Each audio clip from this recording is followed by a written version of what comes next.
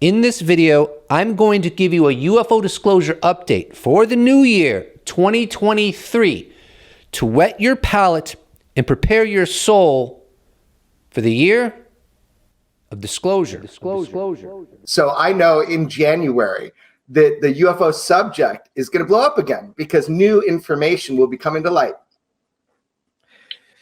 It's this was an exciting year, the end of the year, the signing of the NDAA and what that means moving forward. I mean, it's great. In a sense, it's sort of, to coin the old cliche, it's sort of the end of the beginning, not the beginning of the end, because we're finally, as a society, moving toward trying to figure out, are these real, and are genuinely asking the question. And of course, Kurt, as you have learned, the answer is yes, they are real.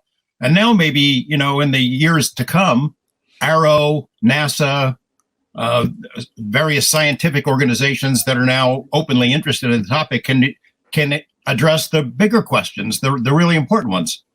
Where are they from? Why are they here? Who are they? What's their interest in us?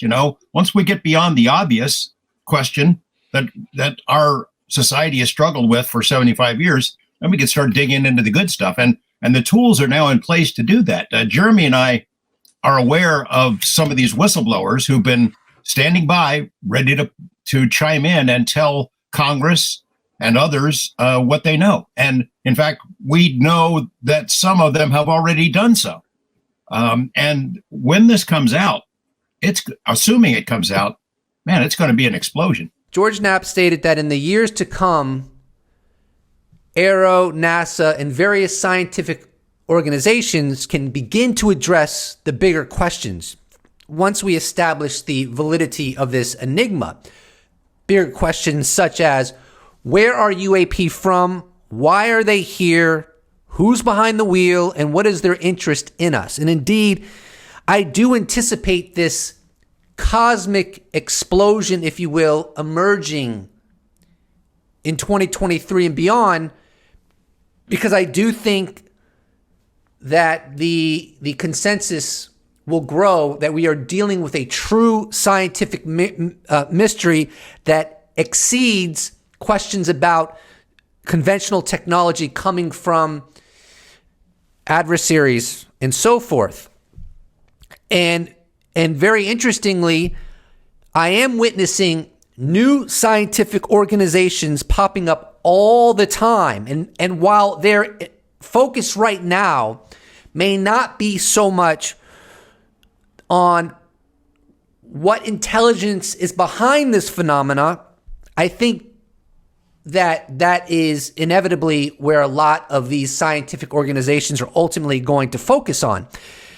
And I anticipate that there are going to be this extraordinary explosion of scientific efforts popping up all over the globe, trying to get to the bottom of this presence in our biosphere. Now, the previous clip was from Kurt Jaimungal's podcast, Theories of Everything, and he did an 8-hour special, Tonanza, in which he invited all various guests with various backgrounds to discuss the UFO enigma, and I'll link to that in the description below. And here is a clip from the YouTube channel LJ Krumenacker, and he invited Stanford immunologist Gary Nolan onto the show. And Gary Nolan talks about an organization he is setting up to investigate scientifically the UFO enigma. So I'm involved with setting up an organization, as are many other people, different organizations, to start to normalize this whole discussion, to make it possible for scientists to talk about it without being laughed at. I mean, people might laugh at me, but on this, out of the other side of their mouth, they say, "Well, look, we have to respect what you've done in your life, Gary. You've changed clinical practice, with gene therapy. You've made all of these instruments and things that you've done. You've published over 350 papers, et cetera, et cetera. You've changed how immunology is done. So you can't be that crazy." I mean, maybe I am, but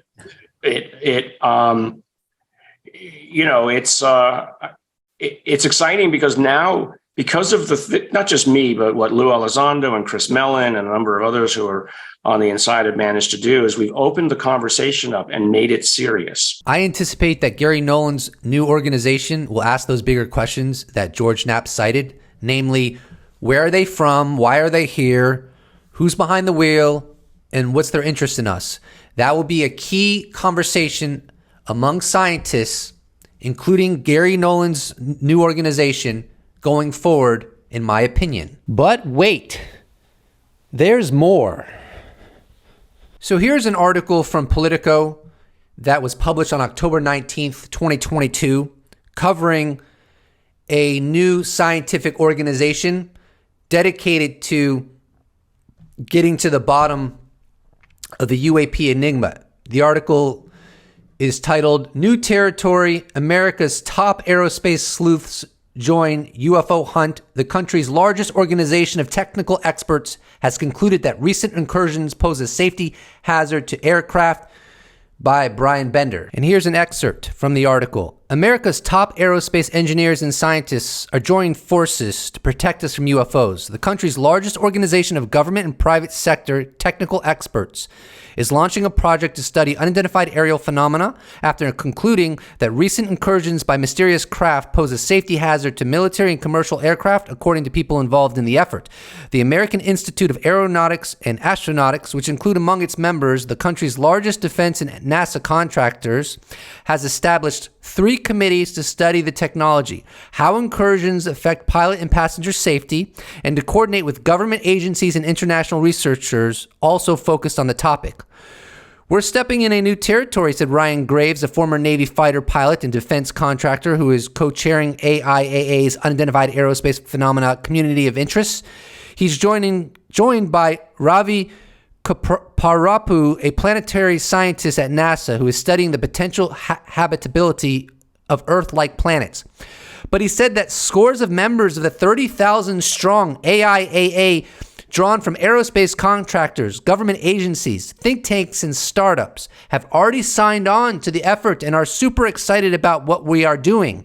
There is more than we can handle right now, he said, describing those who have come forward to lend their expertise, as running the gamut from people that have 30-plus years at NASA to non-traditional members from the tech community. Here's an update from journalist Brian Bender on December 23rd, 2022, on NASA's effort to scientifically investigate UAP.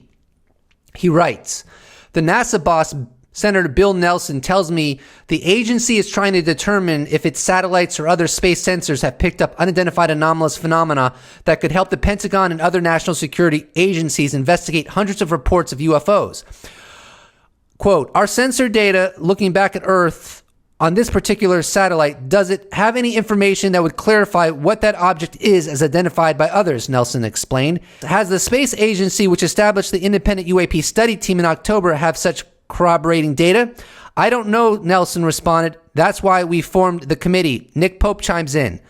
Some left hand, right hand here, perhaps. As you know, former Director of National Intelligence John Ratcliffe specifically mentioned the existence of satellite imagery of UAP in a 2021 interview. And that's true. John Ratcliffe did go on the record saying that there is satellite imagery of UAP. I hate to say it. No, I love to say it. I think there are sectors of the U.S. government that know that not only that UAP exists, but their technology that far exceeds known conventional technology, and it is not ascertain they stem from adversaries or any human source. Let's cover 2 tweets that Luis Elizondo dropped on December 24th. As promised, we are continuing our efforts behind the scenes. An early Christmas present. The bill is now law. Like a submarine below the depths, no one sees our efforts until they do. And if you think these are exciting times, just wait for 2023. You ain't seen nothing yet. 2. Special thanks to Chris Mellon, our friends on the Hill, and the journalists who have picked up the torch, and a big thanks to those who keep the faith. Know that we are working harder than ever on your behalf and for real results. And to our supporters, God bless and thank you. I want to cover a recent article by Chris Mellon. He published it on his website. It was published on December 24th, 2022. The title is Unprecedented UAP Legislation. And here's an excerpt. The Historical Intelligence Document Review and the review of government secrecy agreements should be completed over the next 18 months. That process alone could validate claims the U.S. government has been concealing proof of an extraterrestrial presence near Earth. If it seems unbelievable that Congress would pass such legislation, it is only because of the paucity of reporting on the facts that caused members of both parties in Congress to join together to pass these provisions. Now, I do believe, just as I stated in the opening of this video, that the year 2023 is the year of disclosure, technically going into 2024, 18 months. But that doesn't necessarily mean that what will be disclosed is what I anticipate and believe will be disclosed. I anticipate that the consensus will grow that we're not alone in the universe and we're being engaged through the involvement of Congress and the legislation that gives whistleblowers a means to communicate to the UAP office and to the United States Congress about UAP programs that were created and continue to persist to study this enigma, potentially even to the point where UFO technology of unknown origin and beyond all known technology has been recovered and is being studied in the attempt to back engineer it for the purpose of military advantage over adversaries. Here's another excerpt. I'm not claiming that the information provided to Congress or to Aero proves that the Earth has been visited by extraterrestrials. However, Dr. Davis and Mr. Elizondo and other witnesses are credible former government officials who worked on highly classified government programs. Having heard the reports and those of others who are coming forward, I can vouch for the fact that the Aero office has serious leads to pursue. The media is doing the public a great disservice by ignoring the UAP issue because a sudden shocking revelation runs the risk of being far more disruptive and disturbing than information gradually processed and absorbed. If these claims prove true, blindsiding the public greatly increases the risk of negative consequences. So I agree with Chris here. It is very possible that as we move forward, the public will be blindsided. We may learn, as an example, that there is a crash retrieval program and that the aerospace company Lockheed Martin has remains of an alien technology.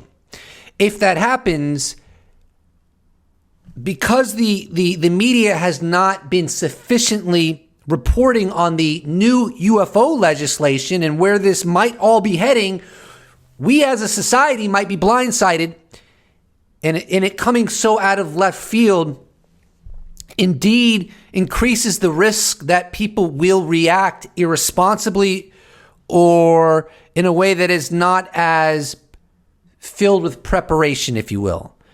So I do agree with Chris in this regard. Here's another excerpt. Although it is true that Congress could seek to keep the Aero office's findings confidential, it is doubtful that this information can be kept under wraps for long if confirmed. I say that not because the government is incapable of keeping secrets. Indeed, the reverse is more nearly true. DoD and Department of Energy black programs are almost never compromised. By contrast, intelligence reports, e.g., reports on the Iranian nuclear program, often leak because policymakers want to influence public opinion. But even in those cases, the technical or human sources behind the reporting are rarely revealed. In fact, while serving as a Deputy Assistant Secretary of Defense for Intelligence at DoD, I can only recall one instance of a DoD Special Access Program being compromised, and that was simply because the capability was used in combat during the Gulf War. In the case of UAP, however, the individuals coming forward want the information to be disclosed, as do many members of Congress who are the recipients of the information being gathered by Aero. In that regard, I recently had the opportunity to ask Senator Gillibrand, a leading sponsor of the legislation, whether she would support revealing the existence of alien technology if the whistleblower process confirms these sensational allegations. Without missing a beat, she replied, "Of course, why not?" most members of Congress and their staff, and most of those coming forward presenting evidence, seem to agree that the American people have a right to know. This is therefore a case where I believe the truth, whatever it proves to be, will prevail in the not too distant future. Here's another excerpt from Kurt Jaimungal's YouTube channel, Theories of Everything, from the same segment that I shared with you earlier. Here, George Knapp talks about how things could go south, how we do have a battle still to penetrate this information, allowing the American people, the Congress, to be apprised of it. I am the pessimist. I'm the glass is half empty. If there is a way to bury this, if there is a way to keep a secret, they'll find it. And we're already seeing some of that kind of pushback, Kurt. You saw this recent Wall Street Journal article. There was a New York Times pre-bunking piece that came out in advance of the report, which wasn't even written at the time, that said, oh yeah, this is all explainable. That's exactly what I've expected for a long time, and I think we're going to see more of it.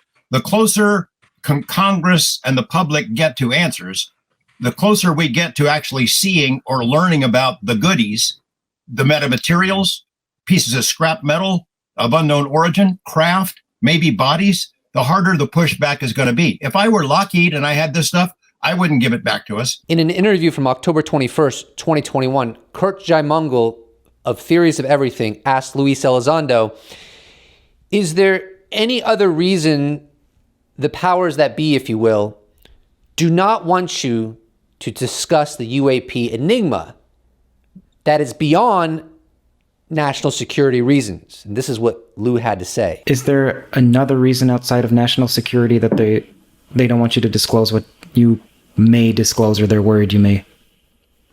Yeah, I mean, what is their worry outside of them? there have been, forbidden truths, we can call them, if you will. There have been forbidden truths in the history of not just our country, but many countries. Truths that could upset a balance that's been around for a long time. Let me give you case in point. Let's say there were some people that were doing their job by running a UFO program in the past, but because certain things happened, presidents were no longer briefed, people in Congress were no longer briefed who should have been, and now they're running an operation that's considered rogue, but it's still an important mission. It turns out, all of a sudden now, let's say hypothetically, the cat's out of the bag. What's going to happen to those people when the government realizes they were running operations, for better or for worse, without any oversight, without any legal oversight, right? Who's going to be held accountable for that? The fact that they did not brief legally like they were supposed to certain members of Congress and committees and oversight committees and their chain of command.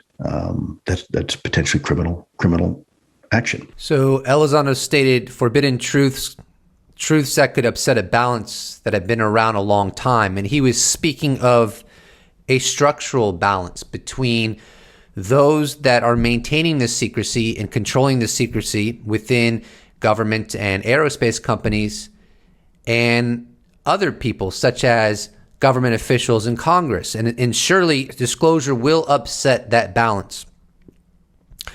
But I think that disclosure will upset every balance on planet Earth, practically. We will learn, if my hypothesis is correct about UAP, that we are not the alphas in this biosphere. There are intelligences that are much more capable than our species and can do whatever they want, whenever they want, regardless of our opinion. Everything will change. Nothing will be untouched from this revelation that I believe will come out inevitably.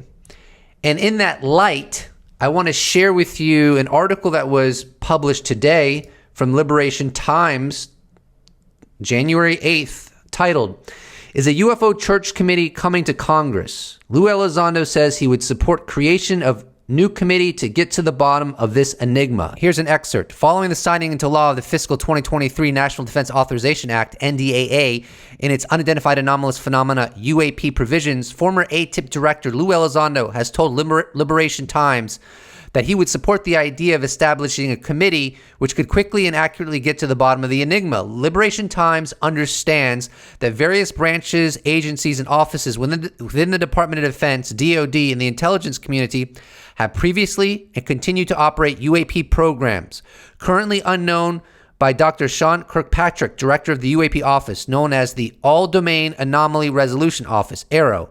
Lou Elizondo, who Liberation Times understands has worked with the U.S. Space Force regarding its own UAP investigation, commented, quote, I believe that certain members of Congress are not only aware of the importance of this topic, but are aware of previous U.S. government efforts to collect and study UAP-related information and incidents.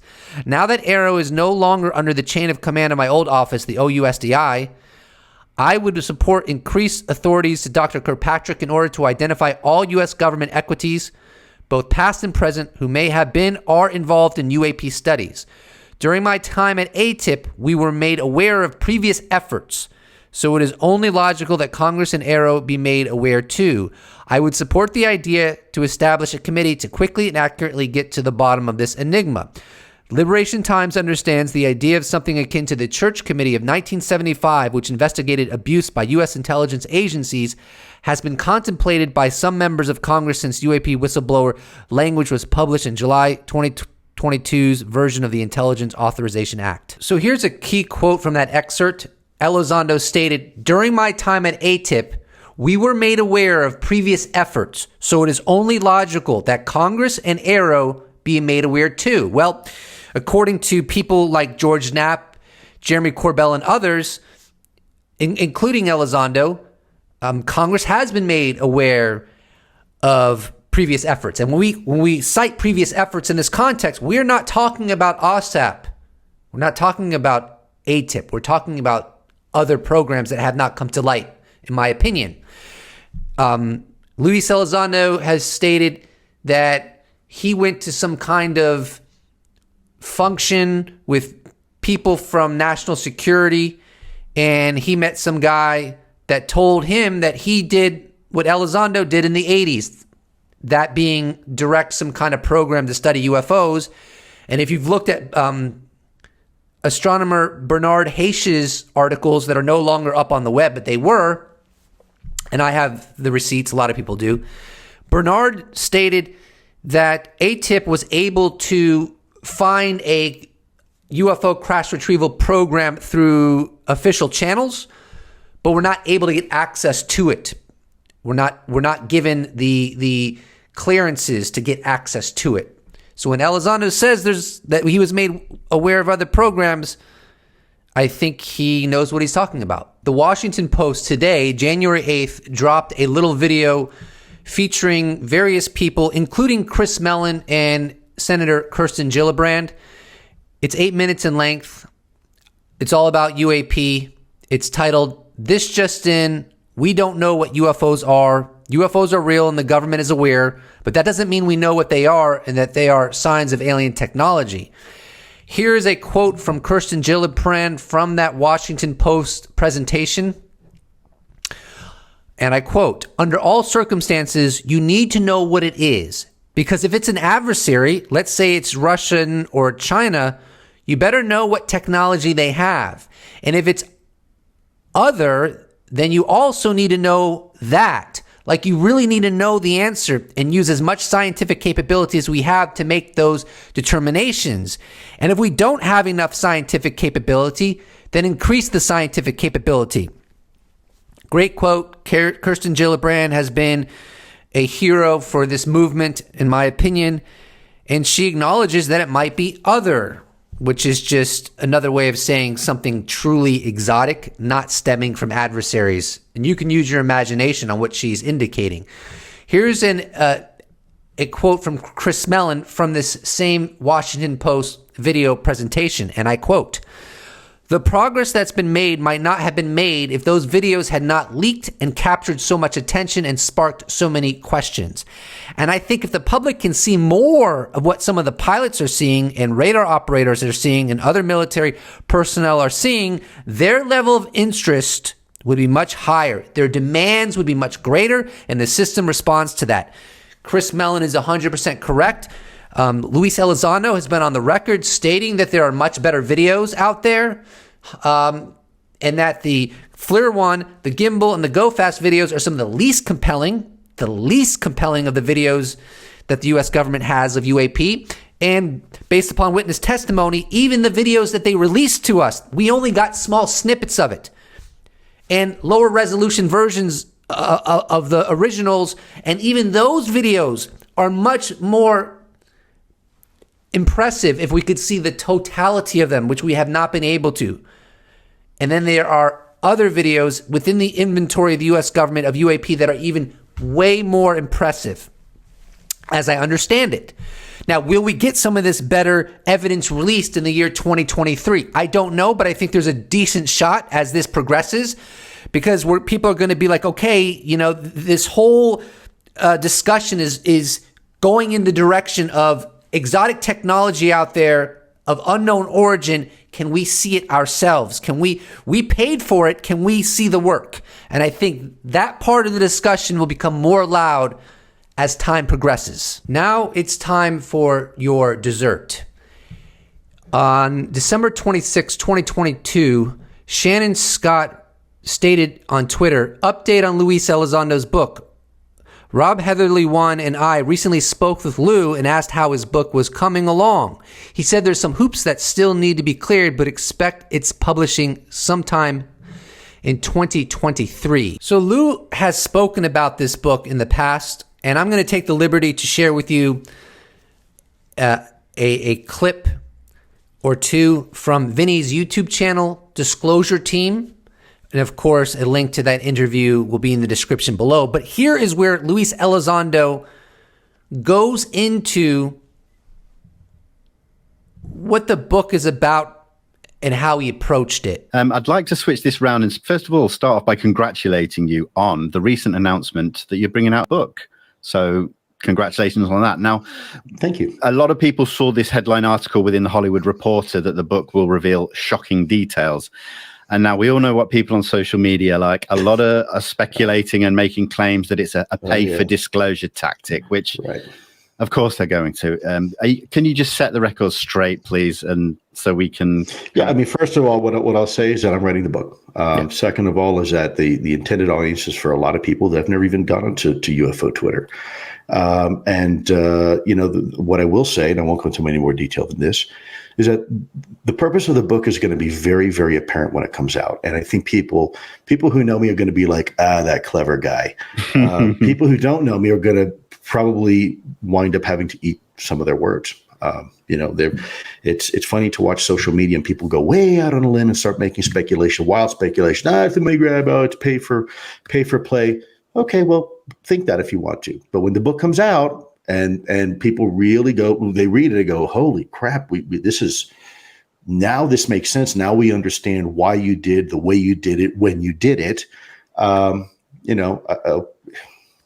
they apologize? No. They'll just, they'll go hide in the little deep dark corners of Twitterverse and maybe change their name or something. Later, Elizondo states, this is my narrative from my perspective without any filter. You get to read exactly how I feel about every single thing about this topic moving forward. And there's going to be some information in there that I do not normally have the liberty or the time to discuss. There's going to be a lot in there. But again, there's a very deliberate reason why I'm chosen to do this. And I think it will be very, very clear once the book is out. And that's all I'll say. The House of Cards is falling, baby. Well, it better be falling. Because if it's not, some people are going to look really, really questionable. Let's dig into that idea. Let me get into my little chair. So UFO Titan on December 23rd, 2022 made a very good point on Twitter. citing an article titled "Opinion: The UFO Crowd Wants an Alien Invasion for Christmas" from the Wall Street Journal. The Pentagon discovers it's not the flying saucers, but their admirers who may be the real security threat. And this is what UFO Titan had to say about this article.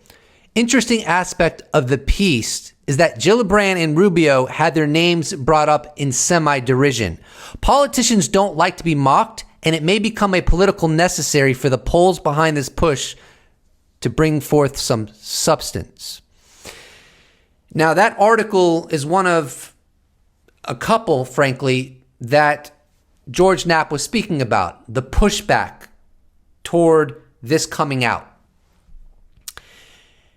And I think he may have said, like, some of these articles came out to discourage the mainstream media to cover this adequately. He may have said something to that effect. Don't quote me.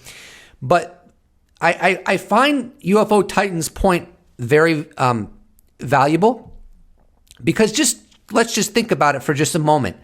Let's say that this whole UFO narrative ultimately implodes. We've been in it for 5 years now, and we get some admission, just as an example, from the U.S. government that, hey, we figured it out. They're just Chinese drones, conventional technology. Let's stop the conspiracy theories and the alien talk, right? Well, who would look really, really, really, really, really bad as a result of that? People like Kirsten Gillibrand and Marco Rubio and other lawmakers, legislators in the U.S. government that pushed for UFO transparency, pushed for strict legislation forcing the U.S. government to come clean on what they know about UAP. Who else would look really bad? Well, I think Chris Mellon would look bad. I think Luis Elizondo would look bad, right? Whether justified or not. Elizondo is releasing a book, presumably in 2023. He's putting it all on paper, baby. What is the point? The point is there absolutely are consequences if this implodes. People will look dumb. People will look incompetent. And so, getting to what Titan was saying, some of these politicians may have some motivations for this to come out beyond serving the American people, because they don't want to look stupid. That's a possibility. If this implodes, a lot of people are going to look silly. Do I think it's going to implode? No, because I think that there is absolute validity to this mystery, and it is not just misidentifications or radar glitches. In fact, it's a lot darker than that. There has been, in my opinion, an active cover-up and campaign to mislead the American people, and as a byproduct, of course, the world at large. And that, as insane as it sounds, and it does sound insane, there are other countries that have gotten high fidelity data on this presence and have chosen not to broach it.